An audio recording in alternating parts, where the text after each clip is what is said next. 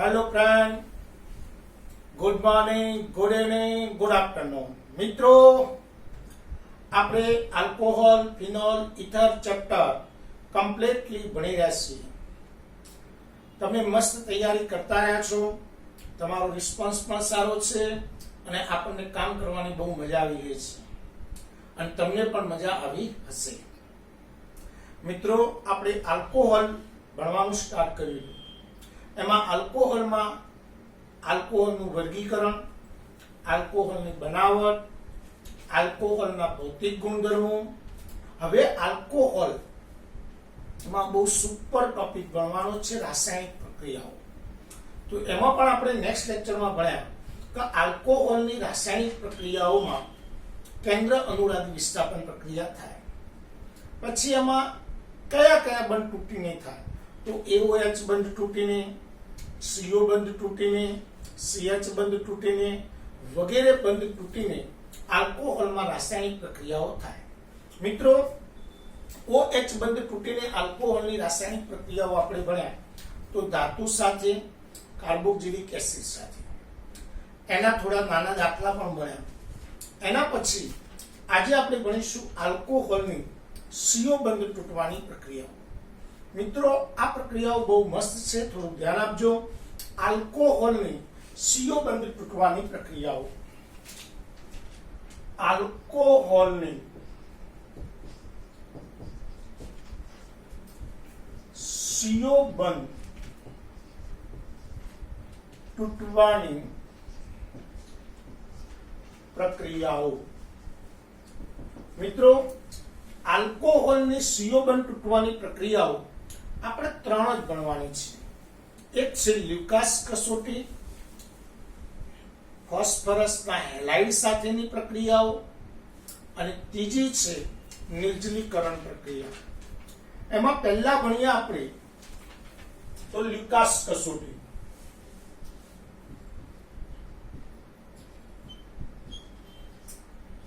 લ્યુકાસ કસોટી મિત્રો આપણે 10મા ચેપ્ટરમાં ભણી ગયા કે હેલાઇડની બનાવટ માટેની પ્રક્રિયા હતી.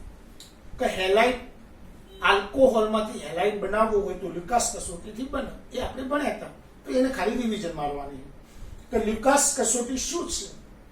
તો આલ્કોહોલને સાંદ્ર હેલોજન એસિડ સાથે નિર્જલ ZnCl2 ની હાજરીમાં ગરમ કરતા આલ્કાઇલ હેલાઇડ બને છે. આલ્કોહોલને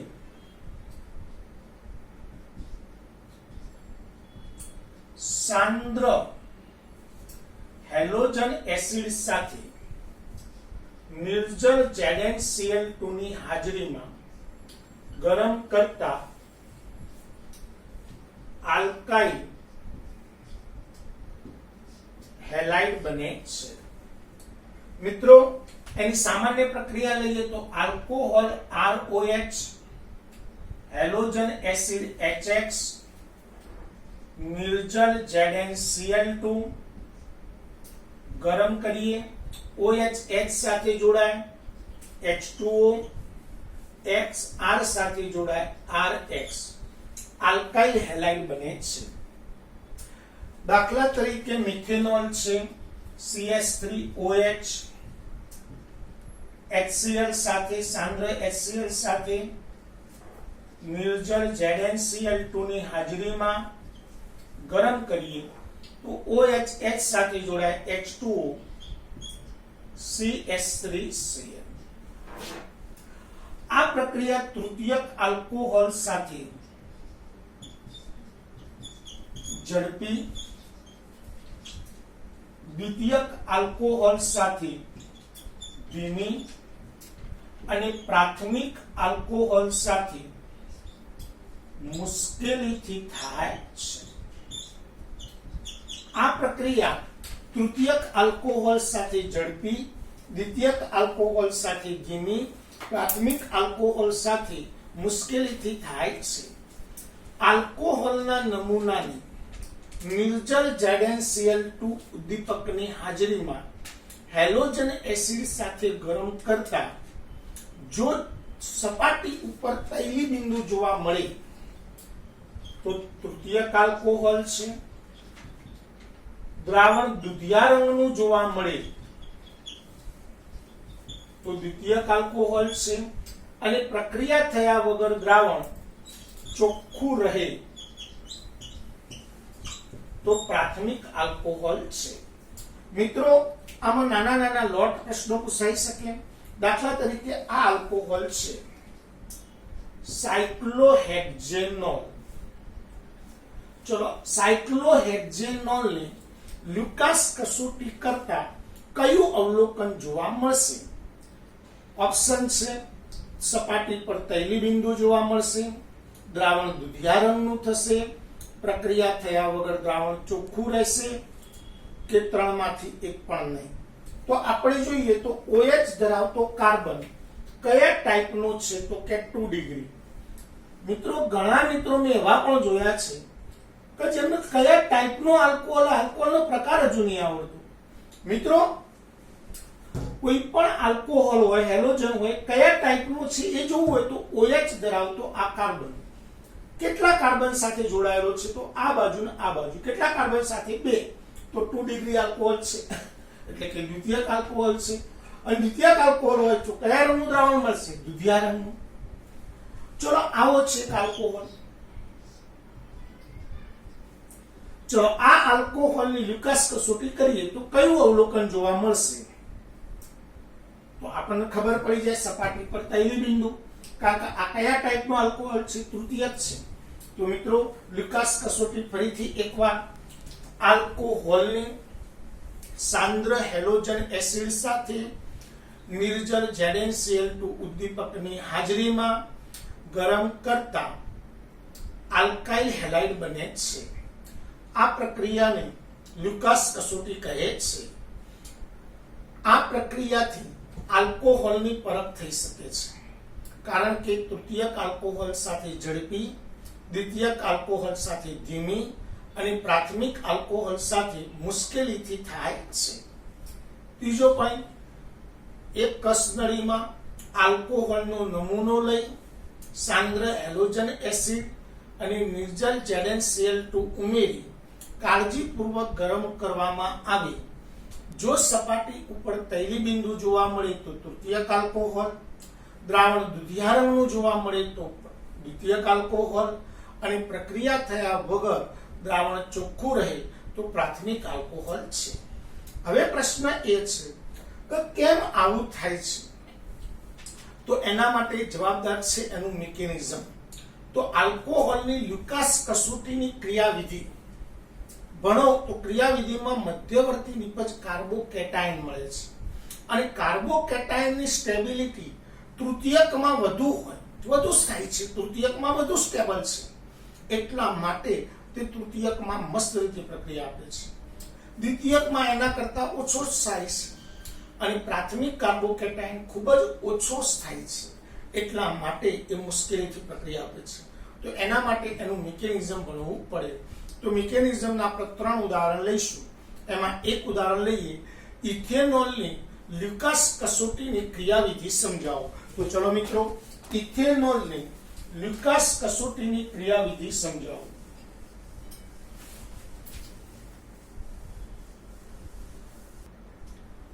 ઇથેનોલની લ્યુકાસ કસોટીની ક્રિયાવિધિ સમજાવો. ઇથેનોલની લ્યુકાસ કસોટીની ક્રિયાવિધિ સમજાવો. મિત્રો જરા ધ્યાન આપજો. ઇથેનોલની એસિડિક અથવા હેલોજન એસિડ સાથે પ્રક્રિયા કરતા એસિડિક પ્રોટોન આલ્કોહોલ સાથે જોડાઈ પ્રોટોનેટેડ આલ્કોહોલ બનાવે છે. એટલે કે આ પ્રક્રિયા 3 તબક્કામાં થાય છે. પહેલા સમજો, આ પ્રક્રિયા 3 તબક્કામાં થાય છે. ચલો, તબક્કો 1, હેલોજન એસિડમાંનો એસિડિક પ્રોટોન આલ્કોહોલ સાથે સંયોજાઈ પ્રોટોનેટેડ આલ્કોહોલ આપે છે.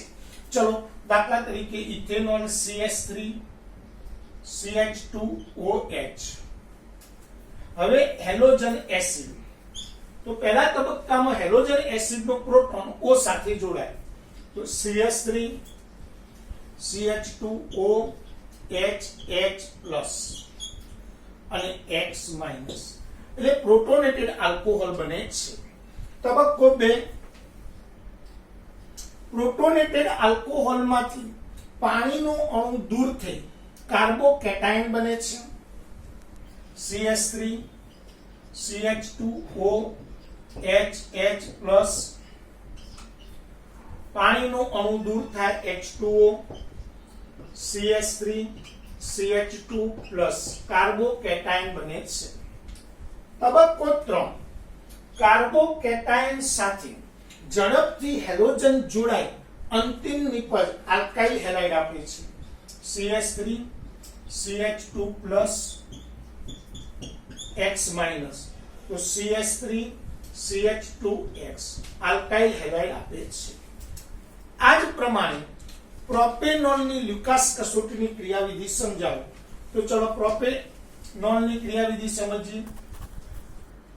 પ્રોપેન 2 ઓલની લ્યુકાસ કસોટીની ક્રિયાવિધિ લખો. પ્રોપેન 2 ઓલની લ્યુકાસ કસોટીની ક્રિયાવિધિ. મિત્રો, પહેલા પ્રોપેન 2 ઓલની હેલોજન એસિડ સાથે પ્રક્રિયા થઈ પ્રોટોનેટેડ આલ્કોહોલ બને. તો તબક્કો 1, propane 2 all halogen acid H+ જોડાઈ જાય CH3 CHO HH પ્રોટોનેટેડ આલ્કોહોલ બને છે, હેલોજન છૂટો પડે. તબક્કો 2, પ્રોટોનેટેડ આલ્કોહોલમાંથી પાણીનું અણુ દૂર થઈ કાર્બોકેટાયન બને છે. તબક્કો 2, પ્રોટોનેટેડ આલ્કોહોલમાંથી પાણીનું અણુ દૂર થઈ કાર્બોકેટાયન બને છે. તબક્કો 3, કાર્બોકેટાયન સાથે હેલોજન જોડાય 2 હેલો પ્રોપેન નિપજ મળે છે.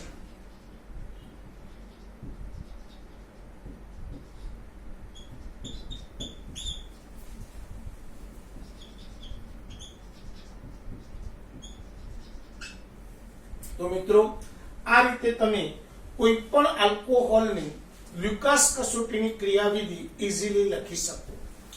હવે લઈએ CO બંધ તૂટવાની પ્રક્રિયા નંબર 2, ફોસ્ફરસના ટ્રાયહેલાઇડ સાથેની પ્રક્રિયા.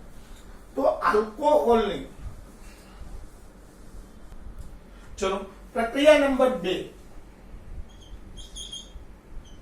ફોસ્ફરસના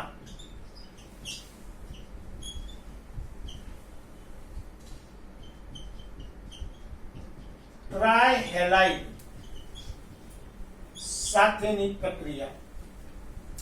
તો આલ્કોહોલની ફોસ્ફરસના ટ્રાયહેલાઇડ સાથે પ્રક્રિયા કરતા આલ્કાઇલ હેલાઇડ નિપજ મળે છે. Alcohol ROH PX3 3 mall alcohol સાથે પ્રક્રિયા કરીએ તો 3R સાથે 3X જોડાઈ જાય એટલે 3RX અને વત્તા H3PO3 ફોસ્ફરસ એસિડ છૂટો પડે. દાખલા તરીકે ઇથેનોલ છે CH3 CH2OH એની PCl3 સાથે પ્રક્રિયા કરીએ તો 3 મોલ ઇથેનોલ. આ 3OH P સાથે જોડાય H3PO3 વત્તા CH3 CH2Cl 3 મોલ. ચલો propane 2 all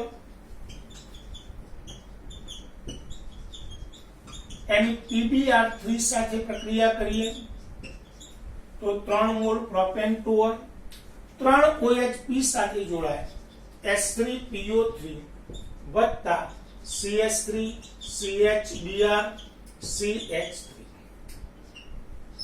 3 mall 2 bromo propane. તો ફોસ્ફરસના ટ્રાયહેલાઇડ સાથે પ્રક્રિયા કરો તો પણ CO બંધ તૂટે. આ જ રીતે ફોસ્ફરસના પેન્ટાહેલાઇડ સાથે પ્રક્રિયા કરો, PCl5 સાથે પ્રક્રિયા કરો તો પણ આ પ્રક્રિયા થાય છે CO બંધ તૂટવાની, જે આપણે હેલાઇડની બનાવટમાં શીખેલા હતા. હવે મિત્રો ભણીએ છીએ આલ્કોહોલનું નિર્જલીકરણ. આ પ્રક્રિયા જરા હટકે છે, જરા ધ્યાન આપજો. આલ્કોહોલનું નિર્જલીકરણ. આલ્કોહોલનું નિર્જલીકરણ. આલ્કોહોલનું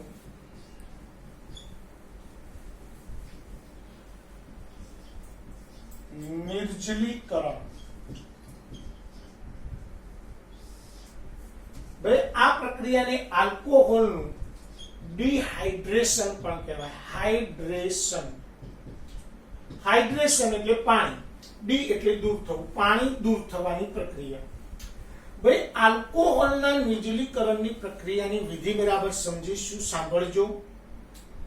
આલ્કોહોલની સાંદ્ર H2SO4, સાંદ્ર H3PO4 જેવા પ્રોટિક એસિડ સાથે પ્રક્રિયા કરતા આલ્કોહોલનો આલ્ફા કાર્બન ઉપરનો CO બંધ અને બીટા કાર્બન ઉપરનો CH બંધ તૂટી પાણીનો અણુ દૂર થાય છે અને આલ્કીન નિપજ મળે છે. આ પ્રક્રિયાને આલ્કોહોલનું નિર્જલીકરણ કહે છે. સુપર વાર્તા. આલ્કોહોલની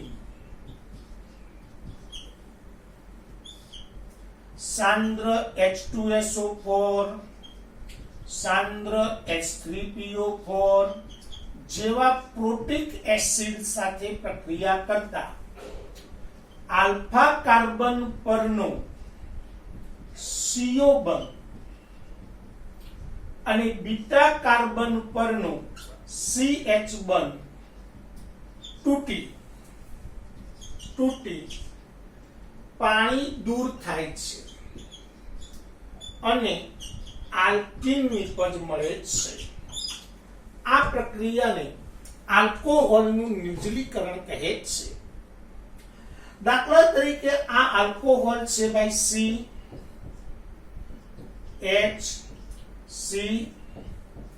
CHCOH. ચલો મિત્રો, OH ધરાવતો આ કાર્બન આલ્ફા છે, એનો પાડોશી આ કાર્બન બીટા છે. હવે એની હું સાંદ્ર H2SO4 સાથે પ્રક્રિયા કરું તો આલ્ફા કાર્બન ઉપરથી OH CO બંધ તૂટી જાય, બીટા કાર્બન ઉપરથી CH બંધ તૂટી જાય, એટલે OH અને H જોડાઈને શું બની જાય? H2O. અને વચ્ચે ડબલ બોન્ડ બની જાય C double bond C. Alkene નિપજ મળે છે. આ પ્રક્રિયાને આલ્કોહોલનું નિર્જલીકરણ કહે છે. આ પ્રક્રિયા પ્રાથમિક આલ્કોહોલ સાથે ધીમેથી, ખૂબ ધીમેથી દ્વિતીયક આલ્કોહોલ સાથે સરળતાથી અને તૃતીયક આલ્કોહોલ સાથે ખૂબ જ સરળતાથી થાય છે. આથી પ્રાથમિક આલ્કોહોલમાં પ્રબળ ઉદ્દીપક રાખવો પડે, તાપમાન વધારે રાખવું પડે. દ્વિતીયક આલ્કોહોલમાં થોડું નિર્બળ હોય તો ચાલે, ઉદ્દીપક તાપમાન ઓછું થાય. અને તૃતીયક હોય તો તાપમાન ખૂબ ઓછું થાય અને ઉદ્દીપક પણ ખૂબ નિર્બળ જોઈએ. દાખલા તરીકે ઇથેનોલ છે, CH3CH2OH. હવે આ પ્રાથમિક આલ્કોહોલ છે, એટલે આનું નિર્જલીકરણ સાંદ્ર H2SO4 વડે થાય છે 443 કેલ્વિન તાપમાને. તો અહીંયાથી OH, બીટામાંથી H, H2O છૂટો પડે. ચલો, બીટામાંથી H જતો રહ્યો એટલે CH2 double bond CH2 ethene મળે છે. ચલો, પ્રોપેન ટુઓલ છે, CH3CHOH CH3. આ દ્વિતીયક આલ્કોહોલ છે. ચલો, એની 85% H3PO4 ઉદ્દીપકની હાજરીમાં 440 કેલ્વિન તાપમાને પ્રક્રિયા કરું તો અહીંયાથી OH, પાડોશમાંથી H, H2O છૂટા પડે તો નિપજ મળે છે CH3 CH double bond CH2 propyne. चलो तृतीयक alcohol लईए CH3 CH3 CH3 OH any 20% જ H3PO4 ઉદ્દીપકની હાજરીમાં 358 કેલ્વિન તાપમાને પ્રક્રિયા થાય, સરળતાથી થાય છે। તો અહીંયાથી OH બીટા કાર્બન ઉપરથી H H2O છૂટા પડે, નિપજ મળે CH3 CH3 double bond CH2 alkane. તો મિત્રો આ પ્રક્રિયા તૃતીયક આલ્કોહોલ સાથે એકદમ સરળતાથી, દ્વિતીયક આલ્કોહોલ સાથે થોડીક સરળતાથી અને પ્રાથમિક આલ્કોહોલ સાથે ખૂબ જ મુશ્કેલીથી થાય। આથી પ્રાથમિક આલ્કોહોલમાં પ્રબળ નિર્જલીકરણકારક વાપરવું પડે। આ સિવાય એલ્યુમિનિયમના ઓક્સાઇડો પણ નિર્જલીકરણકારક તરીકે વપરાય છે। આમાં Al2O3 વાપરો તો પણ એ પાણી શુષ્વાનો ગુણધર્મ ધરાવે છે, માટે આ ઉદ્દીપક પણ વપરાય છે। તો આલ્કોહોલનું નિર્જલીકરણ કરો એટલે આપણને ખબર પડવી જોઈએ શું નિપજ મળે ભાઈ, આલ્કેન। હવે પ્રશ્ન એ છે કે ભાઈ આ તૃતીયક આલ્કોહોલ સાથે કેમ સરળતાથી થાય છે? તો સિમ્પલ, આ પ્રક્રિયામાં ક્રિયાવિધિ જવાબદાર હશે। ક્રિયાવિધિમાં મધ્યવર્તી નિપજ કાર્બોકેટાયન બનતો હશે, તો આપણે એના માટેની ક્રિયાવિધિ સમજીએ। તો હવે ભણીએ ક્રિયાવિધિ।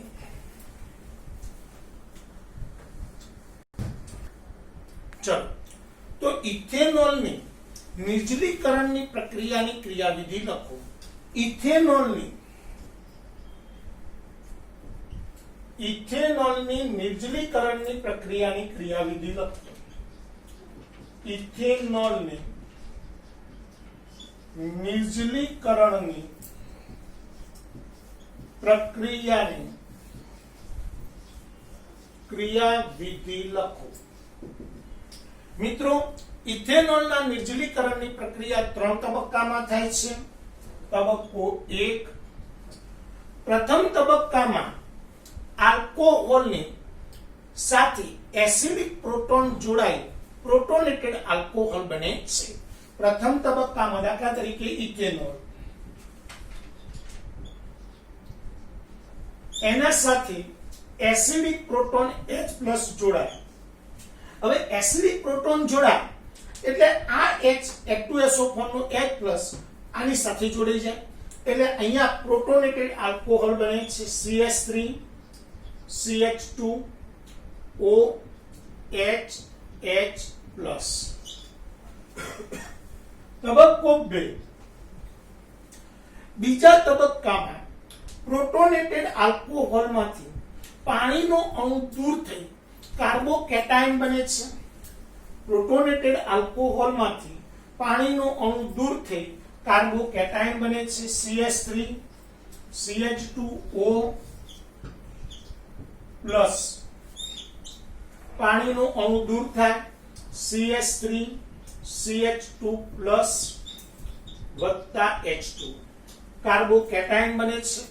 તબક્કો 3, કાર્બોકેટાયનમાં અસ્થાયી છે, આથી ઝડપથી બીટા કાર્બન ઉપરથી H+ દૂર થઈ અને છેવટે આલ્કીન બને છે। તો જુઓ CH3 CH2+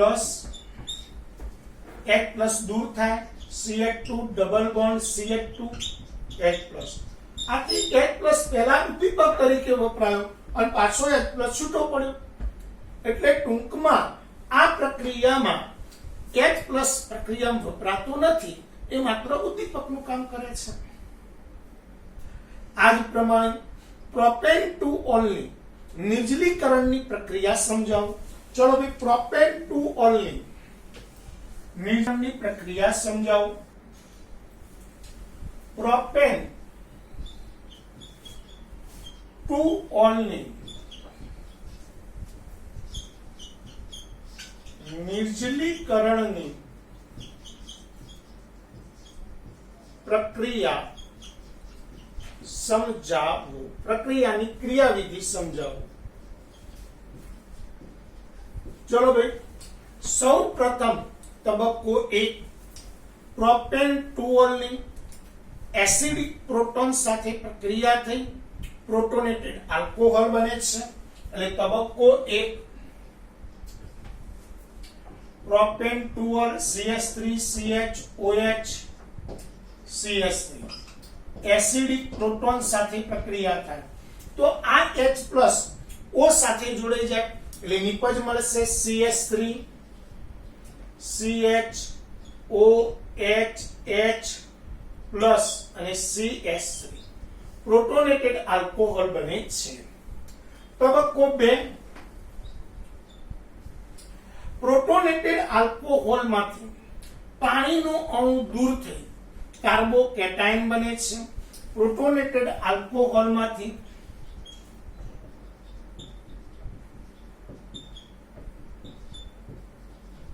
પાણીનો અણુ દૂર થઈ કાર્બોકેટાયન બને છે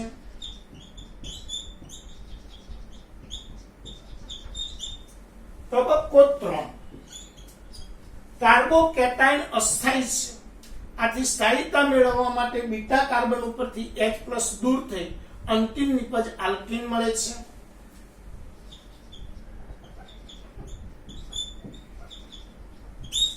ચલો બીટા કાર્બન ઉપરથી H+ દૂર થાય CH2 double bond CH CH3